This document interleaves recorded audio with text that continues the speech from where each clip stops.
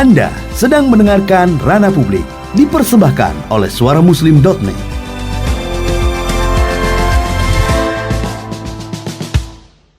Ya, mitra muslim, kita kembali lagi dalam program Ranah Publik. Jangan lengah saat new normal karena corona belum menyerah. Ya. Pagi hari ini mitra muslim, tema ini yang kita bahas.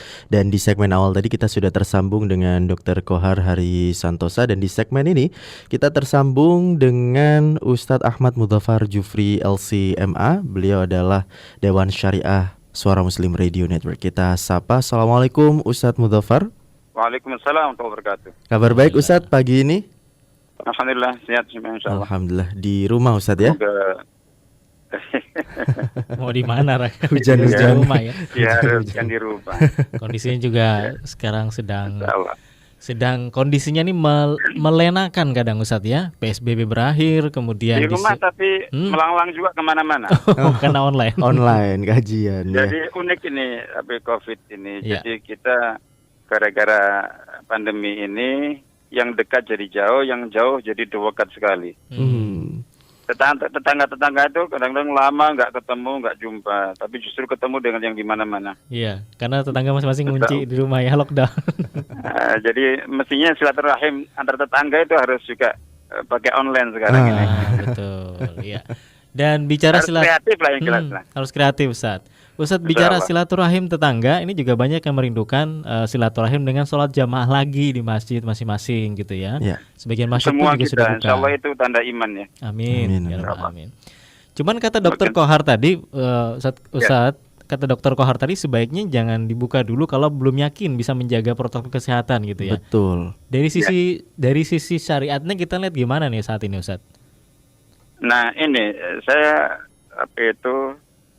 ketika bersama para pengurus dan takmir masjid dan lain-lain sering saya sampaikan bahwa ketika mereka ada masjid-masjid tertentu itu yang menginduk ke masjid-masjid yang besar di Surabaya. Nah, itu masjid-masjid besar ini itu bertanya kepada Dewan Syariah, kepada para ulama, para ustadz, minta fatwa, ini gimana, kapan kita boleh membuka, kapan kita diperkenan membuka. Itu saya katakan, kok masjid-masjid menunggu masjid besar. Masjid besar menunggu Dewan Syariah atau para ulama atau para ustadz. Saya katakan bahwa ini fatwa para ustadz, ini juga menunggu fatwa para dokter. Jadi muftinya para ulama, para ustadz, Dewan Syariah dalam konteks fikih pandemi ini termasuk dalam hal pembukaan masjid dan lain-lain itu harus mengacu kepada fatwa para dokter karena mereka lah ahlu zikr. Mereka lah ahlinya gitu. Jadi oleh karena itu maka kita tidak mungkin meninggalkan mereka karena pada saat kita dulu dalam tanda kutip memfatwakan, merekomendasikan untuk ditutupkan masjid itu juga berdasarkan fatwa para dokter itu, para ahlinya. Kan Allah Ta'ala berfirman dalam Al-Quran, kan fas'alu ahla dzikri in kuntum la ta'lamun. Surat An-Nahl 43, surat Al-Anbiya ayat 7 itu ya, bertanyalah kepada ahli ilmu, ahli zikri, ahli ilmu jika kalian semua tidak tahu. Nah, ahli zikir, ahli ilmu di bidang ini ya adalah para dokter, para profesor insyaallah, termasuk tadi yang dihubungi Dr. Kohar. Ya. Masya Allah. Ya. Jadi dari situ, konteksnya yang juga menjadi diskusi kita berkali-kali dengan para takmir dan juga melibatkan ahlu zikri, ahli ilmu di sini yang menjadi rujukan kita para dokter itu adalah bahwa ini akhirnya ada yang terus terang saya sangat unik. Dan ini yang perlu kita lakukan edukasi dan sosialisasi ke masyarakat luas, ke kaum muslimin. Terkait dengan masjid-masjid yang selama ini memilih untuk ditutup karena mengikuti protap dan mengikuti kaidah dasar itu, khususnya kondisi di Surabaya ya, yang sampai saat ini masih merah beranang itu, abang beranang sekali. Bahkan ramai kemarin sampai tidak hanya sekedar merah tapi malah hitam. Gitu. Oke, insya Allah mudah-mudahan Allah Ta'ala menyelamatkan kita semuanya. Amin. Nah, tapi ini sudah berlanjut hampir 3 bulan. Betul. Jadi kurang beberapa hari barangkali untuk beberapa masjid. Nah, dari sini baik takmir, pengurus, masyarakat, termasuk kita semuanya itu bertanya, ini sampai kapan? Iya. Gitu. Ini sampai kapan? Nah, ketika dikatakan sampai kapan itu maksudnya apa? Ditutupnya masjid, jadi gitu. Nah, logika umum itu kan begini. Dulu ditutupkannya masjid itu adalah karena adanya bahaya sebaran COVID. wabah atau sebaran virus COVID-19 ini. Iya. Jadi sebagai bagian dari bentuk upaya yang difatwakan oleh para ahli untuk meminimalisir kalau bisa menghentikan atau membatasi potensi sebaran. Jadi mata rantai sebaran itu. Karena memang faktor penyebab utamanya adalah di kerumunan, di pertemuan dan seterusnya itu. Nah, tentu kalau seperti itu kan masjid salah satunya dalam konteks sholat jamaah. Khususnya sholat Jumat apalagi. Yang tentu sangat tidak mudah untuk diatur dan dikendalikan. Artinya bahwa dalam rangka untuk itu menaati fatwa ulama, menaati juga keputusan dan ketentuan dari pemerintah, ulil amri dan seterusnya, maka kemudian masih ditutup untuk itu. Jadi gitu. Penyebabnya adalah pandemi. Jadi gitu. Khususnya untuk zona merah, apalagi sampai zona hitam itu. Nah, kalau kita bicara dengan logika, berarti kalau ditanya sampai kapan, ya sampai ilat alasan ditutupnya itu hilang. Sampai pandeminya hilang berarti. Hilang. Nah, di sini kita kemudian tanya kepada para ahli itu tadi. Jadi, ini kapan hilangnya? Ternyata tidak ada yang bisa menjawab. Bisa sampai akhir tahun, bisa sampai tahun 2021, bahkan bisa lebih lama lagi. Nah, pertanyaan dari para takmir, kalau begitu apakah berarti kita akan menutup masjid sampai waktu seperti itu? Ternyata para dokter pun itu juga sepakat tidak mungkin. Jadi gitu. Tidak bisa. Jadi gitu. Harus itu gitu. Harus ada batas tertentu. Takmir apalagi, kaum muslimin apalagi, seperti itu. Nah, dari situ kalau begitu, terus gimana kalau gitu? Ini dulu ilat dan alasan ditutupnya karena ada pandemi, ini pandemi belum berakhir, tapi kemudian masih dibuka. Nah, memang ada alasan-alasan yang lainnya yang berbeda. Ya, sederhananya itu karena ya tidak mungkin masjid kemudian ditutup seterusnya. Itu alasan sederhananya. Tapi tetap harus ada alasan. Nah, yang dalam berbagai diskusi antara takmir, pengurus dan juga para dokter dan ustadz itu adalah bahwa secara umum dengan kita 2-3 bulan ini sudah banyak berkenalan dengan COVID dan kita dengar dari para ahlinya, yaitu mudah-mudahan kita sudah mulai bisa menemukan pola. Kalau dari pola penyikapan, kalau kemarin kan kita kaget semuanya dan baik udah kita hentikan dulu, kita batasi dulu. Tapi sekarang ini dengan 2-3 bulan ini kita tanya para dokter, para ahli. Nah, kalau bisa dilakukan begini dan begini ketat, itu insya Allah seperti tadi sampaikan Dr. Thohar, memang tidak menutup potensi bahaya sama sekali, tapi paling tidak itu jadi sangat membatasi dan mengurangi. Jadi artinya bahwa dengan ini itu. Terus kemudian kita sepakat tanda-tanda alat ukurnya PSBB. Jadi waktu itu rapat di pengurus PSBB. Ketika memang PSBB itu nanti kita lihat ini berlanjut nggak ke jilid berikutnya. Ternyata kan kemudian untuk Surabaya Jawa Timur sudah dinyatakan berakhir, bukan dihentikan atau tapi tidak diperpanjang karena memang periode ketiga sudah berakhir tanggal 8 Juni kemarin ya. Iya. Misalnya begitu. Jadi seperti itu. Terus kemudian sudah ada edaran, aturan, fatwa yang secara umum memberikan ruang untuk masjid itu beraktivitas kembali dengan protap yang ketat begini. Jadi begitu. Nah, poin yang sangat penting itu diantaranya disepakati adalah diharapkan fungsi masjid ini berperan aktif dalam mengedukasi masyarakat, utamanya jamaahnya dan masyarakat umum. Termasuk yang sedang kita lakukan di Suara Muslim ini, edukasi ke masyarakat. Jadi seperti itu. Termasuk juga sebagai bentuk antisipasi. Antisipasi karena seperti yang tadi kita sebutkan, ditutupnya masjid karena adanya bahaya pandemi, ya. Masyarakat tahu itu kan? Ya. Jadi gitu. Nah, kita khawatir dan saya kira ini sangat kuat sekali.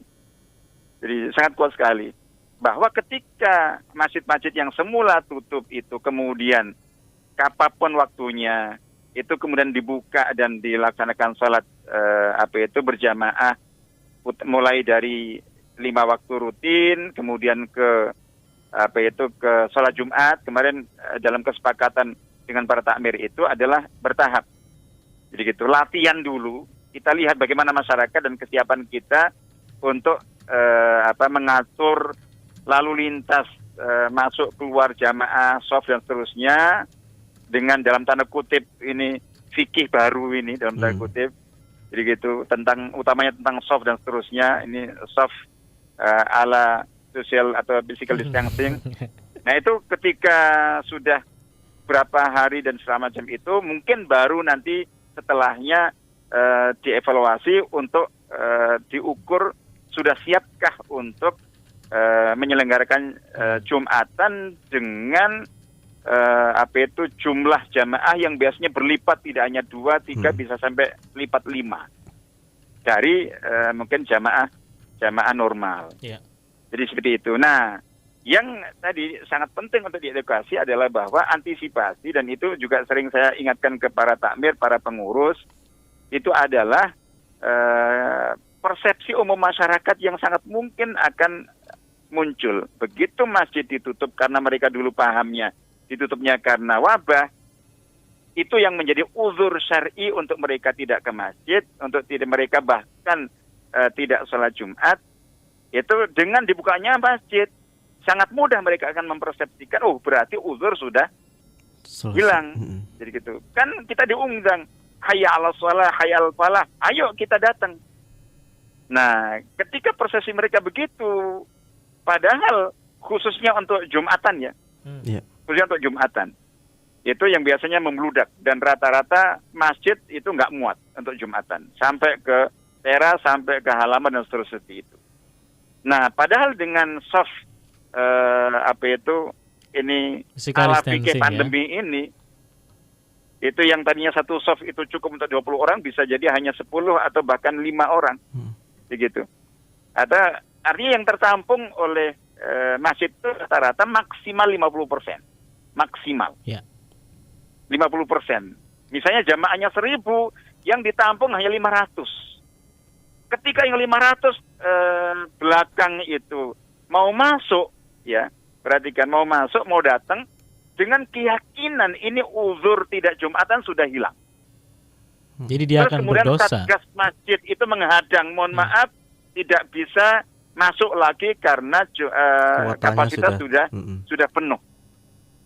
Sementara keyakinan mereka, ini saya kalau nggak Jumatan saya dosa. Apa yang kemungkinan terjadi? Bentrok. Berantem itu sama tamirnya itu. Kontok-kontokan. 500 yang di luar itu ngerangsek akan tetap terus itu. Yeah. Nah, di sini yang sangat penting untuk kita pahamkan adalah bahwa termasuk ini yang juga difatwakan para ulama di Arab Saudi misalnya, yang sudah buka sejak sepekan yang lalu, kecuali di Makkah Al-Mukarramah, bahwa meskipun masjid dibuka terbatas dengan ketentuan yang sangat ketat, protokol yang sangat ketat, tapi perlu ditegaskan bahwa uzur sangat syar'i untuk kaum muslimin secara personal itu tidak berjamaah di masjid, termasuk tidak sholat Jumat, tetap berlaku.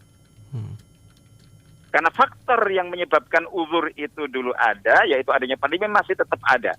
Apalagi contohnya seperti di Jawa Timur dan utamanya di Surabaya. Yang kalau menurut Dokter Kohar itu hari-hari ini malah puncak-puncaknya. Ya. Jadi mudah-mudahan setelah ini landai dan Amin. segera derajat turun, insya Allah begitu. Jadi itu yang perlu kita tegaskan bahwa kepada masyarakat semuanya, dibukanya masjid itu ada pertimbangan-pertimbangan yang sangat khusus. Pertama, karena masjid nggak mungkin ditutup selanjutnya. Yang kedua adalah untuk tujuan edukasi ke masyarakat itu. Yang ketiga itu jadi untuk memberikan bentuk pelatihan praktek langsung. Jadi bahwa seperti itu secara umum segitu.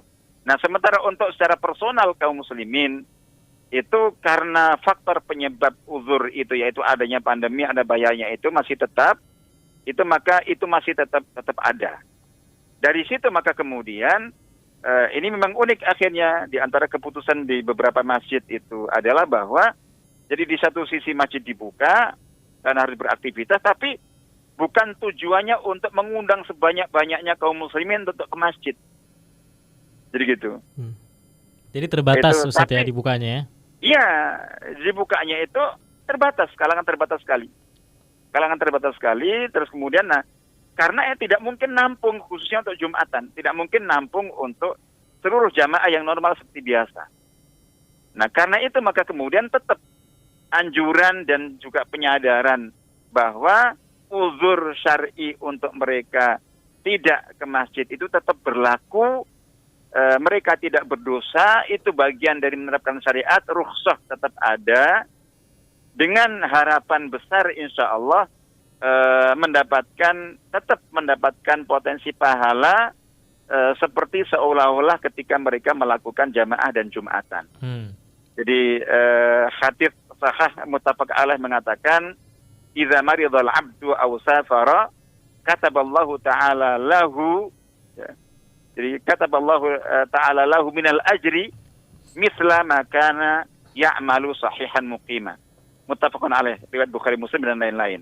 Ya. Ketika seorang hamba itu sakit dan bepergian, ini contoh dua uzur yang biasa menjadikan atau menjadi penghalang untuk seseorang melakukan aktivitas amal ibadah rutin.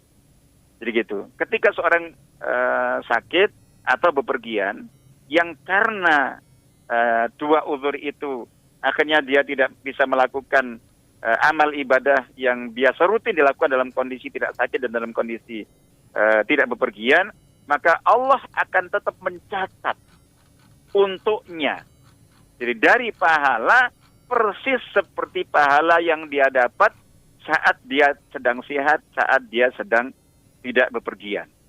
Nah, kalau kita tarik ke kondisi sekarang, ini kan uzur yang disepakati para ulama sedunia semuanya seperti sakit dan bepergian tadi itu. Nah, itu artinya bahwa ketika seseorang tidak salat jamaah yang biasa rutin dilakukannya, tidak Jumatan biasa dilakukannya, tidak melakukan berbagai aktivitas seperti selama Ramadan kemarin, iktikaf, tarawih dan segala macam, itu kalau bukan karena ada uzur ini, dia melakukan itu, dan dia tetap menjaga niat itu dengan bukti kerinduan ke masjid, Masya Allah. Berlipat-lipat sekarang ini, dengan bukti itu, maka insya Allah berhak mendapatkan janji Allah untuk tetap dicatat pahalanya seperti itu. Sehingga nanti ketika ada yang sampaikan itu, penting untuk diberikan brosur, pemahaman, untuk mereka baca bahwa ketika mereka terpaksa harus pulang, tentu ada kekecewaan. Seperti kecewanya para sahabat miskin yang ketika mau ikut berangkat perang, tidak punya perbekalan, tidak punya senjata, tidak punya kain besi. Nabi juga tidak bisa memberikan mereka peralatan yang dibutuhkan, terpaksa disuruh pulang. Itu para sahabat nangis karena tidak bisa ikut perang. Bisa ikut perang itu nangis itu. Itu karena mereka punya niat. Kenapa mereka nangis? Kenapa sekarang ini kita, Masya Allah, tiap mendengar azan itu, Masya Allah, kapan kita ke masjid itu. Nah, itu tolong jaga. Jadi pertahankan niat itu, karena niat itulah yang menjadikan kita insya Allah berhak untuk mendapatkan sholat jamaah meskipun kita nggak jamaah. yang membuat kita insya Allah tetap mendapatkan pahala Jumatan sempurna meskipun kita ganti dengan salat zuhur, itu pertahankan itu kerinduan, ta'alluq qalbi, pertautan hati dengan masjid itu tetap kita jaga. Insya Allah ketika kita tadi saat mau ikut mulai Jumatan atau jamaah ternyata kapasitas sudah tidak siap terpenuhi, itu ketika kita terpaksa pulang, itu ada kekecewaan, itu fitrah. Tapi kita harus ingat bahwa insya Allah pahalanya tidak hilang dan sama sekali kita tidak dosa. Nah itu penting untuk kita sosialisasikan kepada masyarakat, termasuk dalam konteks itu tadi, dalam konteks untuk menjaga protap. Jadi kalau di Arab Saudi itu bahkan seluruh tempat wudhu ditutup. Jadi wudhu dari rumah masing-masing, Ustaz ya? Iya, sosialisasi wudhu di rumah, dan ini mungkin penting untuk kita dapat kesempatan untuk mensosialisasikan sunnah. Aslinya sholat jamaah di masjid itu sunnahnya itu wudhunya di rumah. Asli. Ini jadi sunnah itu dengan kondisi ini malah kita banyak ini. Jadi kaum perempuan itu juga gitu di rumah. Jadi kita dibawa kembali. Jadi gitu. Selain hukum rukhsah ya insya Allah gitu. Jadi itu yang perlu ditegaskan bahwa dibukanya masjid kembali itu bukan karena alasan dulu ditutupnya itu telah hilang, telah berakhir. Alasannya masih ada alasan lain yang sudah tadi kita sebutkan. Nah, sementara uzur syar'i untuk kaum muslimin secara personal untuk mendapatkan rukhsah itu tidak ke masjid dan salat di rumah, tidak salat Jumat bahkan itu tetap berlangsung sampai kapan? Mudah-mudahan kita hanya bisa mengatakan mudah-mudahan cepat begitu saja. Artinya sampai selesai baru uzurnya hilang juga, Ustaz ya? Gimana? Sampai selesai coronanya atau pandeminya baru uzurnya juga Bismillah hilang. Atau kita sudah lebih pandai lagi untuk menyiasati ya, mudah-mudahan gitu. Termasuk jangan-jangan mungkin itu, jangan-jangan cuman ini guyonnya. Termasuk juga tidak terlalu berlebihan dirasani atau dibahas. Jangan-jangan semakin banyak dibahas itu dengan cara yang terlalu menakutkan, itu malah coronanya tambah gede. Tapi tetap antisipasi sesuai dengan arahan itu muftinya para ulama itu, para dokter di sini itu. Tapi itu termasuk ketika masjid itu kemudian itu justru banyak sebagian dokter itu malah lebih semangat harus. Tapi itu tadi jangan dipahami bahwa bahaya sudah hilang. Jadi gitu. Sehingga harus ketat-ketatnya insya Allah gitu. Baik. Terima kasih. Terima kasih Ustadz Ahmad Mudzaffar Jufri LCMA. Semoga banyak sekali catatan di sini dan sangat bermanfaat tentunya. Terima kasih Ustadz. Insya Allah tersambung kembali di lain kesempatan. Kita juga menunggu program-programnya Ustadz live ini ya, meskipun by phone nantinya. Iya, bisa ditunggu Mahfud ya. Assalamualaikum Ustadz. Waalaikumsalam warahmatullahi wabarakatuh.